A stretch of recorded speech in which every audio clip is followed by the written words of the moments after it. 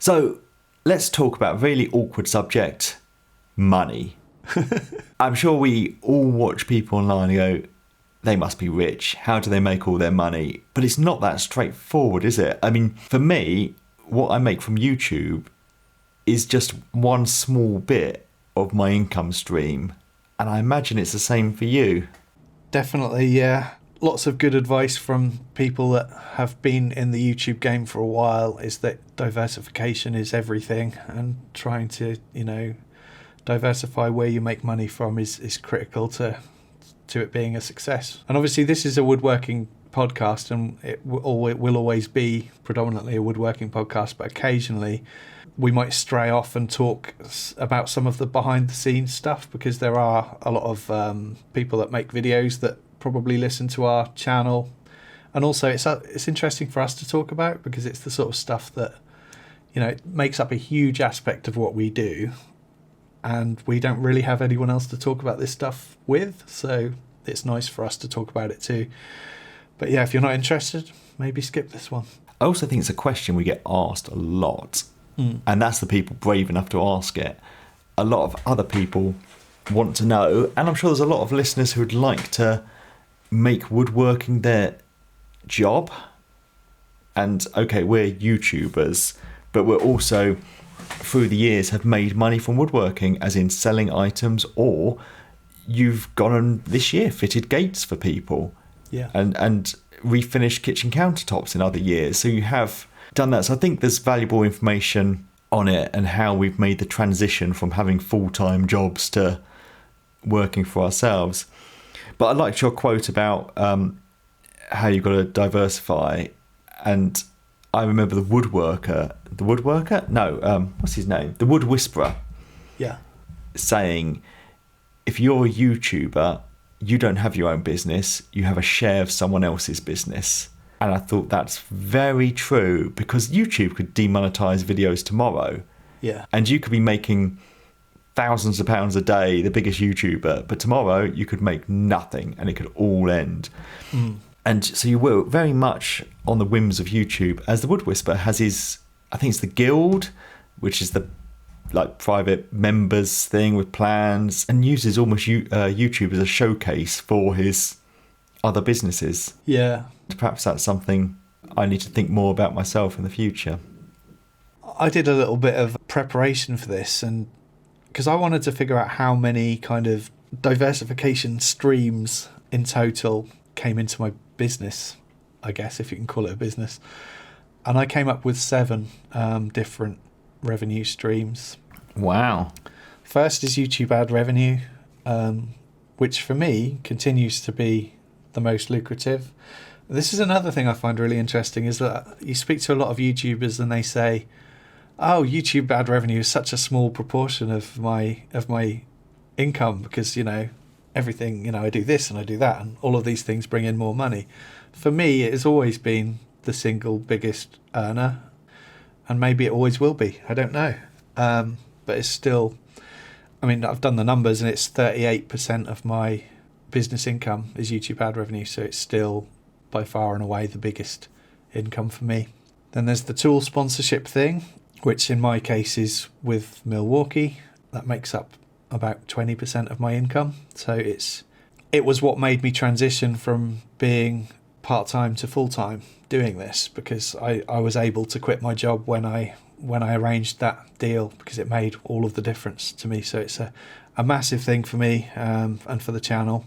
Facebook income, which is a relatively new thing for me, because I never realised that you could monetize Facebook videos until a company called Jelly Smack got in touch with me a couple of years back. Patreon and channel membership things in general. Sponsorships. So for me, that's predominantly working with companies like Tradeify and ITS. Affiliate income and sales. Sales for me is essentially a mix of Etsy sales, any commissions that I do, although I don't do as many of them as I used to do. And basically the Etsy sales is made up of predominantly wood finishes that I sell and produce, but also digital plans for projects and occasionally physical objects as well. So yeah, 7 different streams of revenue Wow, that's quite impressive. I mean, that's way more than I have, and makes me think that I need to diversify my income streams even more. So, and have you listed those in size order, have you? I have listed those in size order, so you'll notice that the sales aspect is actually the smallest. It accounts for only... Actually, on the graph I've done, it's so small that it hasn't even come up with a percentage figure for it. 3.2% of my revenue is actually sales. It's such a small proportion. And I bet that's not 3.2% of your work time, though. I bet it takes way more time to earn that money. A very interesting way to look at it. And now you've said that, it's kind of brought it home. As why am I spending so much time working on that stuff? Yeah. And I should say as well that all of these percentages are revenue or turnover, I should say, using the correct terminology. So once you take, obviously, cost of doing business off those, for which, again, sales is one of the highest. Yeah, probably is the highest. You've got your Etsy fees, you've got your postage fees. Yeah, material costs. Admin stuff, material costs, yeah, absolutely. So, yeah, that's this conversation for me has already been useful. As sponsorship costs you zero to produce almost, so it's all profit. And I think that's why sponsorship on YouTube is such a big thing. I've always tried to avoid sponsorships unless they are sort of pertinent to the information that I'm putting out in some way. So, I mean, we've both worked with ITS in the past as a sponsor. We worked with Polyvine, who make wood finishing products in the UK. These are companies that are producing things that I feel my viewers will be interested in. Yeah, it's a tricky one, isn't it? People hate sponsorships, but at the same time, in the evenings, I've been sat under a duvet with a woolly hat on because I haven't put my heating on, and I'm working in a tent because I can't afford to build a workshop. And then if I did a sponsored video, people would go, "You're a sellout," and I'm earning minimum wage, if that. So I'm not going to turn down the money. But people, I don't know. I think people watch and think you're a millionaire and you're just doing it for the extra cash. Like, that is not reality whatsoever. So you've done your breakdown. And I'm going to kind of add an eighth to it. Yeah. It's covered already in all the other categories, but obviously we have the podcast as well. Yes. Which, of course, we earn a bit of money from which affiliate. Brings in minus. Not affiliate, yeah, in minus, exactly. But we have patrons, so thank you all our patrons that are listening. It's very much appreciated. And we have done some sponsor reads on it. But the amount of time it takes, we spend hours recording and then Keith goes away and spends nearly a day editing. So if you worked out the money, it costs money to host and the equipment we've had to buy to do it and the software. It's definitely a labour of love rather than a business, isn't it, the podcast? Absolutely. It's great. It's always great to catch up with you and kind of talk about what we do, because what we do is quite an insular thing. I've got a really good group of mates, but none of them are interested in this stuff, so it's really nice to be able to speak about it to someone who, has similar experiences.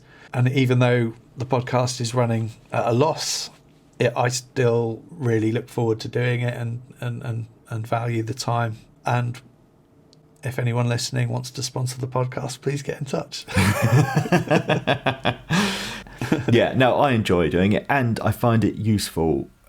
We often talk about things and I go away and do things differently after our conversation. Yeah, me too, yeah. So my list is much shorter. So YouTube ads is the main revenue. I haven't got the data on it, but I should think it's very similar to you, as in perhaps 40%. So then you've got sponsorship with tools, so you're Milwaukee. So I've been working with Bosch, but they've just sent me tools for free because my channel's much smaller than Keith's, so I have less appeal. So I've got free tools. Well, no, I hate saying free because people always think it's not free. I've been given tools in exchange for producing content.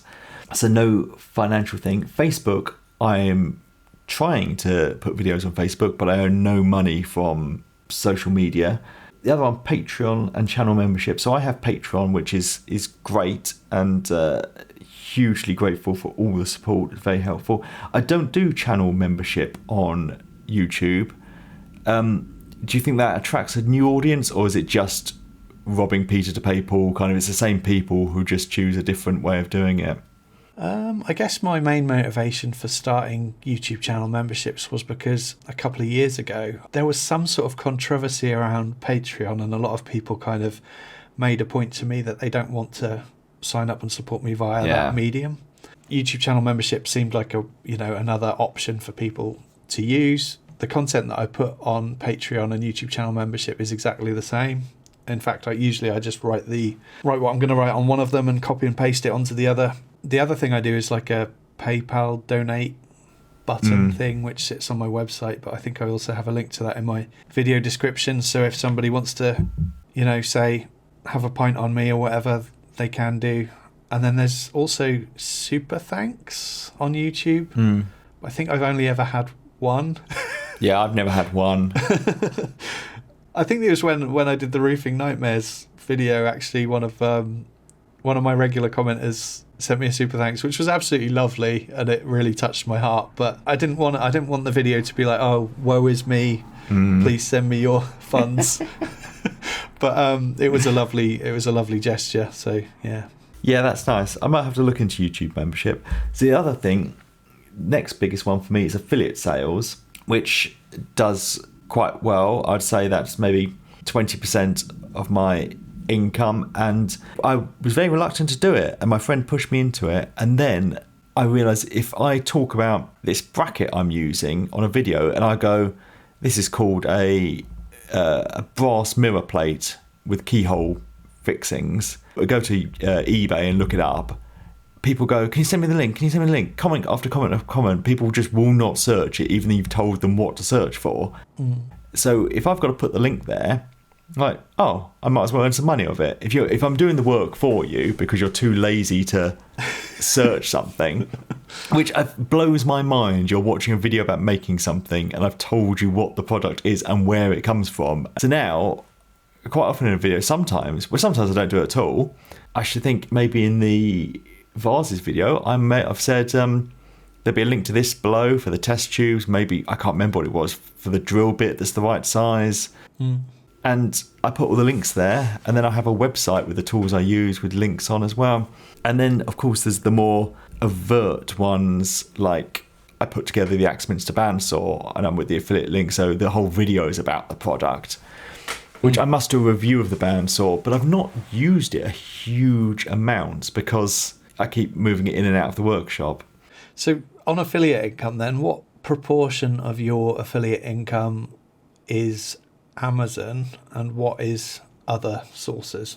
So I have Amazon and I have Axminster. I think we both have a CTS one, which we both love their products, but the trouble is they sell things for 10, 15 quid and the old person clicks a link, you earn £1 a month or something from there. It's not a big thing. Normally Amazon is the biggest, but last month they were pretty much equal. Axminster, and I think that people buy a lot of small things from Amazon. Did you watch my vases video? I did, yeah. Did you see those little keyhole plates you have to recess in the back? I'd never used those before. They were the circular ones. Yeah. I've always used the ones that are an awkward shape, so to do an inlay for them or to do a recess for them is a little bit more complicated. To get a circular one, I thought was brilliant. And I think it was £8 for 50.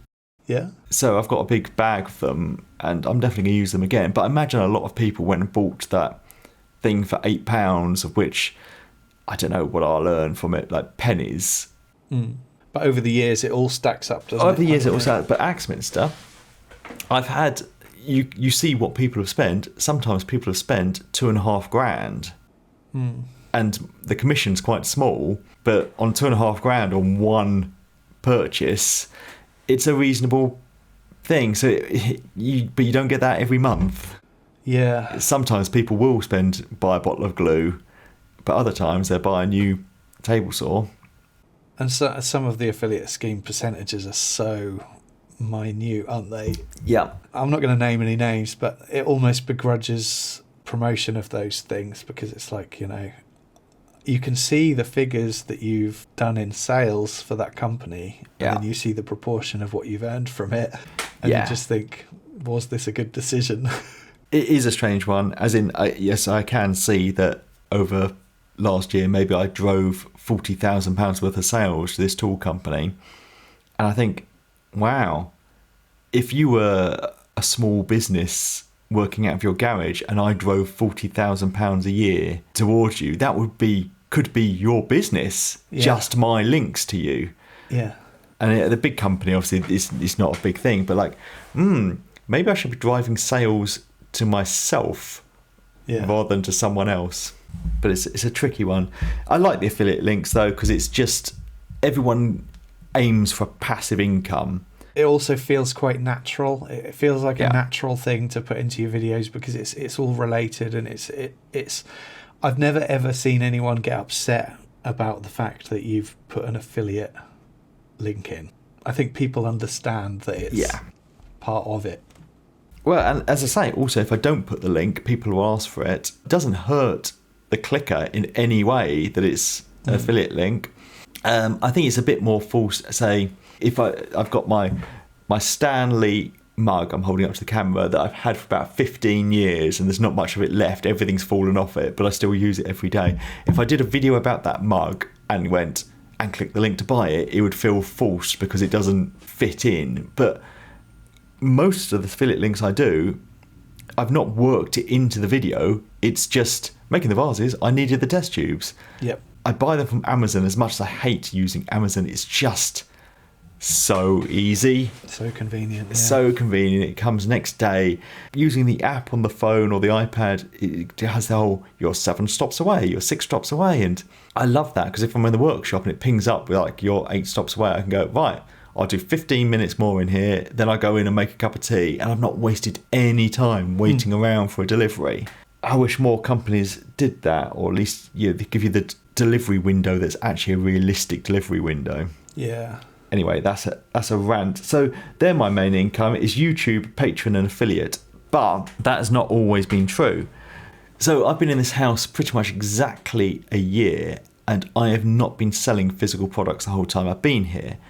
But the year before I moved, selling physical products was matching my income for YouTube, Patreon, and affiliate links put together.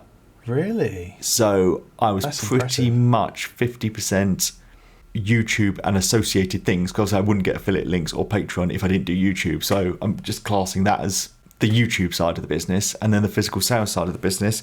2 different customer bases. I'm sure a few of my viewers have bought things, but that's not who I'm targeting them at. And it's kind of been like that for the last few years. Some years YouTube would be bigger, sometimes sales would be bigger. It swaps over. And that was the problem I knew I was going to face moving to this house, that I wouldn't have a workshop. It's okay to make a video a week, making a bit of noise for a few hours. It's a different story to try and batch out 40 gin racks. You just cannot do it. And as soon as someone complains to the council, then even if you build the workshop, you've already started that whole complaint and falling out with your neighbours. It's just, I knew I wouldn't be able to do it in this house. So I knew I'd lose pretty much 50% of my income stream on this move. And that's why I'm so keen to get the workshop built. But of course, if you shut down your shop, you're not going to open it again and then be back at those levels. I'm going to have to build it up from the ground up again. And other people who have come into that sector since and probably filled the hole I left. So I'll have to start something new. But because I've done it before, I'm pretty confident I can do it again. Yeah. And actually, what I never did was try and sell my products to my audience. So I've got just over 10,000 followers on Instagram. I very rarely put a photo of a product I sold on Instagram and go, this is for sale. And like, oh, that's kind of a missed opportunity. Yeah, I've had mixed experiences with that in the past, because I should imagine that most people watch us more for maybe inspiration of project ideas rather than actually being interested in buying anything that we would ever produce. Yeah. But I remember I did a video about compound angle jewellery box. It was one of the last projects I did in my old workshop. and I think I made 6 of them. I didn't have any use for them, but I was quite happy with the project. They came out quite nice. And I just put them all on Etsy, expecting not to sell any of them. And they all sold within like 2 days. I was blown away. Mm. But then at other times I've listed things on Etsy and they've sat there for years, literally years. I mean, I've got a coffee table that's still on Etsy now that featured in a project video maybe 2 or 3 years ago. And it's still up there, and it's still costing me money to keep it listed as well. So why have I still... I'd be better off at this point just cutting my losses and putting it on Facebook for free. Yeah. And then I don't have to store the damn thing as well. I used to try and sell things on Facebook. I went for a stage of making mud kitchens. But the trouble with Facebook is everyone wants a bargain. Mm. And I put them on, I think it was like 75, 80 quid. And they'd cost me nearly £40 in materials, so in a day's work. So you were earning way under minimum wage, even to break even. But this was in lockdown, and it was just like, a bit of extra income if I've got nothing else to do. And the people that would haggle with you and go, they want like 30 quid off an £80 item, it's just insane. No, I just delete the messages in the end, because I was just like, no, you're actually really... I find it insulting that you've actually even messaged me that. I was doing it at such a bargain price, and if you cost it properly, you'd never do it at that. And you've done like craft fairs and stuff like that in the past, haven't you? Yeah, I've done a few. I think I did 2 while I was down in Hampshire, and I did one when I was up north. Actually, I did it in Barnard Castle, which I'd never heard of, and now is quite a famous town. For all of the wrong reasons. All of the wrong reasons. I'm doing one in my mum's village hall coming up, which is what I made the vases for. They've never been a waste of time, but they're not a money maker either. The first one I did in Hampshire, I got my friend to come and help me, because I think you had to be there at 8 in the morning and you were done by 5 at night. So it's a long day. And if you're on your own, what are you going to do if you want to pop to the bathroom with your money box and your stock? Just leave it all there. So I thought I'd get another person, and I paid her for the day, and I think I took like £150, but obviously you've got the material costs, a whole day's work, plus your wages, the renting of the stall, you buy some food while you're there. There's no money in it, but it was useful feedback to actually see real life people. Did another one in Hampshire, did about the same. The one I did in Barnard Castle, I did on my own, but that was actually, I really didn't sell much of that at all, but I met lots of other crafters, and because it was such a quiet event, all the crafters walked around and talked to each other, and I came away with a list of things, and one of them was this antique shop that rented out glass cabinets. You've probably all seen that, been around. I rented out a glass cabinet, put my stock in. Some months I'd sell £150 worth of stuff. I went back in the January, just before COVID, a couple of months before the lockdown, and I'd sold one item in December. So I cleared the cabinet out, which I'm really glad I did, because I imagine the shop probably closed down. But I think what I found there was it did well initially, but it was a cafe as well. So I think they had a lot of returning customers. So when you first put it in, those customers buy the stuff, and then they come back another time, and you got the same stock, as you need to be somewhere where you have a high churn of new people. So craft fairs have never been successful for me, but maybe it's having the right product. Maybe mine are too niche. I see people that sell greetings cards, they do very well on the amount of sales they make, but even if they sell 50 items, I don't even think they would be making £2 an item. They've taken £100 all day. Yeah, they've had 50 customers. I suppose your outgoings are relatively small in comparison to what we do anyway, though, with greetings cards. But yeah, you could sell 100 and still not make enough money. Yeah. Well, you still wouldn't be on minimum wage. Yeah. So it's how you value your time. I think a lot of these crafters, I think the one in Barnard Castle I did, every other stallholder was a woman.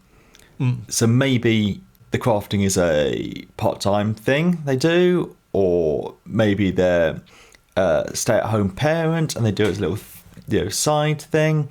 You definitely, I don't think, could do it as a full-time job. It just wouldn't be worth it. So yeah, I don't want to put people off doing craft fairs because it's £30 to rent the stall, so you're not going to lose huge amounts of money doing it. Yeah. And it's interesting to actually meet the public. I sometimes you've got to have a thick skin of the whole, especially men looking at wooden items, they pick them up and go, yeah, I can make that. We have talked about selling your work before. Yeah, I remember in that episode as well, you talked about how much success you'd had on Amazon Handmade in the early days, and then people kind of cottoned on to the fact that you were selling a specific item and they started producing them in high volume and then it wasn't so good kind of thing. And now I say I've been here a year, so I actually stopped selling things probably 2 months, if not 4 months before that, because just the packing up the house. Yeah. And you never know how these sales are going to go through. You don't know if it's going to go through in 2 months or 4 months, do you? So I think I'd stopped and started getting rid of stuff. I think one of the key things I've learnt about business is that so much of it is reliant on finding a gap in the market. That's pretty much all a business is just continually trying to find gaps in the market. But once you've found that gap in the market, you're not then made for life, because Exactly. other people come along and fill that gap as well. Yeah, maybe 50 years ago, you could find that gap in the market and, that would set you up for life kind of thing. Yeah. Whereas nowadays, everything's changing so frequently with technology and everything. It's about constantly adapting rather than just finding your quick, easy win and then doing that for the rest of your life. And your competitors are so quick now to jump in. I mean, I think of the Christmas foods things, like M&S will release their food catalogue and Aldi or Lidl will have copied something out of it and have it on the shelf 2 weeks later. It's amazing the turnaround they do. I guess someone must leak it to them a bit early, but if you've come up with something new, it's not going to be new for long.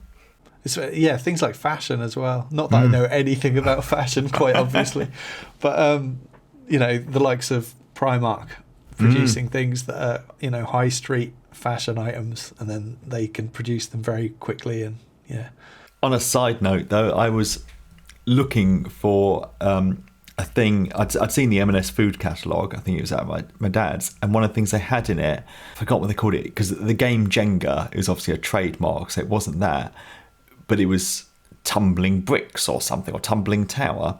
Yeah. But all the bricks are chocolate, 3 different chocolates, I think it was, and I was like, the kids will love that.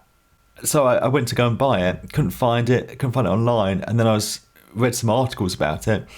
There was a TikTok video produced by some M&S team members testing it, went viral. Really? Yeah, and there's always something at Christmas, isn't there, that seems to sell out. I remember the food thing, I think it's the Heston Blumenthal Christmas pudding that had an orange in. It just went, people were selling them on eBay, and then I found one of these Jenga things on eBay for like £5 more than M&S, and maybe I won't be getting that then. When I was young, it was Tamagotchis. Really? Did you manage to keep it alive? I never managed to get one. No. It's crazy. I'm over it now, but I imagine you could just get an app for it now. Yeah. So how did you find transitioning from being employed by someone to being self-employed? What was that journey like for you? How long did it take? Well, I think some people might come up with a plan, and I've written business plans for restaurants and things in the past, but this was just, very much winged it. So I think actually one of the customers in the pub had said to my mum, oh, we're running a craft fair. And she goes, oh, my son likes woodworking. I put him down for a stall. And then late in the afternoon, she's just like, oh, by the way, I booked you in for a craft fair in 4 weeks' time. So that's how it started. I had a deadline, which is really a good thing. So you've got your mum to thank for setting up your entire career. Yeah, I guess I have. Now you look at it like that. It made me produce the things. I'd been watching YouTube videos. I started a blog and writing about what I was making. Like a Tumblr type thing? Because I did a similar thing. I think I had a Tumblr, yeah. And then I had a Tumblr I definitely had a Tumblr for the first shepherd's hut I built. And then after a couple of years, I'm very reluctant to get into filming because it just seemed so complicated. Getting a camera, like editing a video. How do you edit a video? And now I lay on my sofa with an iPad and do it, and it's so achingly simple. It wasn't my plan to do it particularly. I had this craft fair. I sold a few bits, but then I had loads of stock. I think I listed them on Etsy and Folksy. I sold one thing within the first month, but I was thrilled because I'd started a store doing leatherwork a few years before, never sold one item. And I think that was one of those like Shopify ones or something along that line. So no one's going on there and searching for things. It's just like having your own website. Having your own website is great, but you've got to drive traffic to it somehow. As with Etsy and Folksy or Amazon, you don't need to drive traffic to it. People are on there. Yeah. And then I think it's when I started doing YouTube, and after a year, my first year on YouTube, I think it went really well. I think I was at, I don't know, maybe 1,000 subscribers, but after a year 2 I was on 10,000 subscribers. Like, oh, this is going all right. Yeah. I went part-time in the kitchen. And then when I moved house up to Durham, I went full-time because that's it. I no longer had a job, so let's make this work. Yeah, so it's a real kind of, I need to make this work. Well, I suppose you could have easily got another job, but you kind of fancied the task. I didn't want to get another job, and I knew I could survive being on my own. And I bought this house in Durham for cash, no mortgage. It was so cheap up there. It was the whole point. I'd save some money up, that I could survive on very little every month, and I did. But yeah, looking back, like none of this was planned. It was just I was forced into this craft fair. Then I just started doing videos, and then the going full time was just the job disappeared because they were leaving the pub. So, I'll go full time now rather than it being a plan. I probably would have stayed doing it part time for a few more years to build up the money. I imagine yours was a gradual transition as well, was it? Well, much like yourself, it was completely unplanned again. Started watching lots of YouTube content probably in around 2014, 2015. Realised that nobody was really making stuff out of reclaimed materials, which is what I was doing a lot of at the time. I kind of thought, oh, maybe I could start a YouTube channel. That might be a fun project to get my teeth into. But I was still working a full-time job for an insurance company. I've actually got my figures in front of me. I've just found my yearly business figures, because obviously when you start earning money from something, it becomes a business automatically, and you have to kind of do self-assessment, tax returns, and all of that joyous stuff. Yeah, I just paid mine. Yeah. So I think I started my channel probably in maybe 2015, I think it was. My incoming for that year was £1,121, and that was a mixture of a little bit of YouTube revenue, but mostly stuff that I was selling, I think. And then my outgoings were £1,392, so I made a loss of £271. The next year, income £3,790, outgoing £2,254, profit £1,536, and that was when I started thinking, I've actually made a profit on my hobby. You know, I'm a real hobby person. I've had hobbies all my life, but never had I had a hobby that actually made a profit. You know, spark in my head going off of like, wow, this could actually be something, even though I only made £1,536 in a year. The next year, incoming 10,161, outgoing 7,657. So you can see a trend here. As my income grows, my outgoings also grow, because you're, you know, building up tools, you're spending money trying to make the business become something. So profit was 2,503. Year 4, £26,413. Outgoings 8,268. Profit 18,144. And that was when I was kind of thinking, I could almost live on 18 grand a year. The next year, though, everything kind of went down. 22,384 income, 8,372 outgoing. So profit was £14,000. So I remember now that was when I was moving house. So I think it was just the transitioning of like having to set up a new workspace and everything. I can't remember. Yeah, you probably did less sales as well because you didn't have time to do it. Definitely would have done, yeah, that's true. what started off as a hobby suddenly became this thing that looked like it might become a job at one point, even though it took me 6 years until my profit was what I would class as a salary. And I had always set myself a target of, as soon as I earn more from this than my day job, at that point I will quit. And that happened to coincide with COVID. So in the COVID year, when everyone was kind of watching more content on YouTube, that's when I finally earned more than I did from my day job, from my business. So that's when I quit. I think what's interesting from that is you're talking about like your outgoings. YouTube's so scalable, as in if you have 10,000 views a video or 1 million views a video, the videos cost you exactly the same amount to make. As if I sell 10 gin racks or 1,000 gin racks, not only the material costs obviously go up, but I can't make 1,000 gin racks. I have to then employ members of staff. I have to rent a industrial workshop. I have to kit that out with tools, commercial electricity bills, insurance and waste collection. So suddenly I'm selling so much more, but actually I'm not making that much more.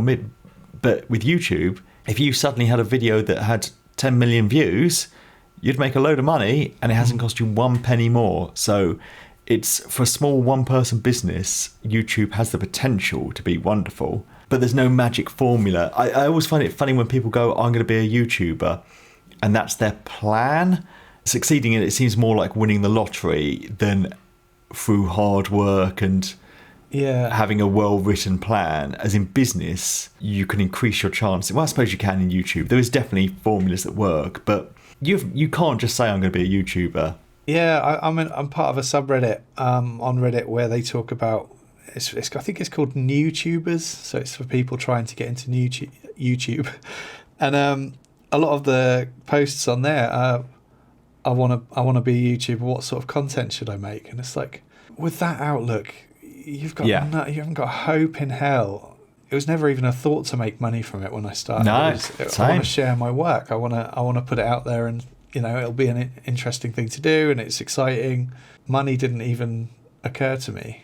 And then it got to the stage of making money. It's like, oh, it'd be great if it made like a couple £100 a month.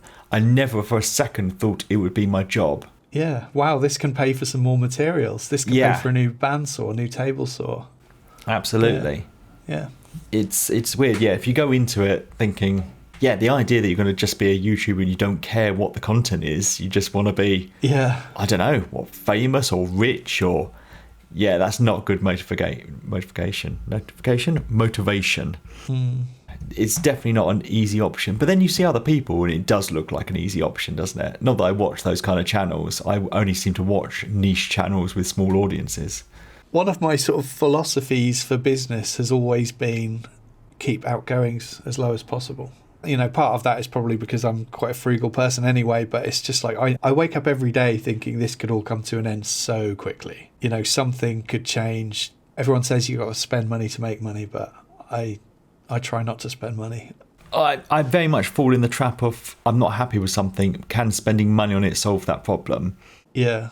Keeping outgoings down is the key. I mean, my whole point of moving to County Durham, I had a girlfriend at the time. It was about 5.5 hours drive away from her if you hit no traffic, but on that length of a drive you hit lots of problems always. At least 4 hours from family. But I bought a house for under £50,000, so I didn't need a mortgage, so I had no rent, no mortgage, and that allowed me to do my job. Those are the kind of big steps and risks that you take when you're desperate for something to succeed. If I had to have a mortgage or pay rent, there's no way I could have afforded to be a full-time woodworker. But at the time, I thought I wanted to be a full-time woodworker more than anything else.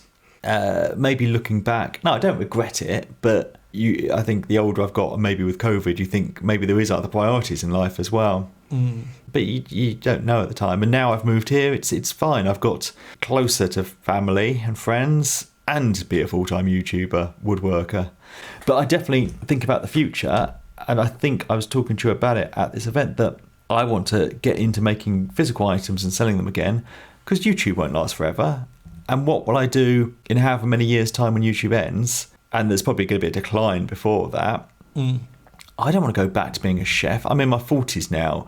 Finishing work at 11 at night is hard work. I don't want to do that. Yeah, and also I think I can imagine the transition from working for yourself and then going back to being employed by someone again is a very difficult step to make. Yeah, there's no way I want to go back to working for someone. So I think, what's the next thing? So if I could just start selling some things, and there's definitely disadvantages with selling on Amazon was horrible. So even though it was the handmade section, and you can specify the item is made to order, so I'd specify a 3-day lead time. Yet it still would punish me if I didn't dispatch it within 2 days. And you get red strikes, and you get so many, and they just deactivate your account. And you could put it onto holiday mode for when you went away, which I tried not to do at all for the first 2 years. I just tried to go away at weekends to see family and stuff, and then it didn't matter because you couldn't dispatch orders anyway. But you still have to reply to messages. So you could be on a beach in the Bahamas and still have to reply to messages within 24 hours, even though your shop's closed, or you get red strikes. Not that I'm ever going to go to the Bahamas. Not very good for well-being, is it? It's not. It's terrible. It just means it was almost stressful going away, and then you're always worried about closing your shop when you open it. Will you ever get any orders again? So it was definitely stressful selling online. But I would definitely try and do it more for my own website now. Now that I've got a bigger following on social media, I think I could draw enough people in, hopefully. Hello, Matt here. It takes us quite a lot of time to prepare and produce each episode of this podcast, and we'd like to keep putting it out for free. If you enjoy the podcast and you'd like to help, support and shape future episodes, you can find a link to our Patreon page in the show notes, or just search online for Workshop Banter Patreon. Thank you, and now back to the podcast. So, have you been watching anything good recently?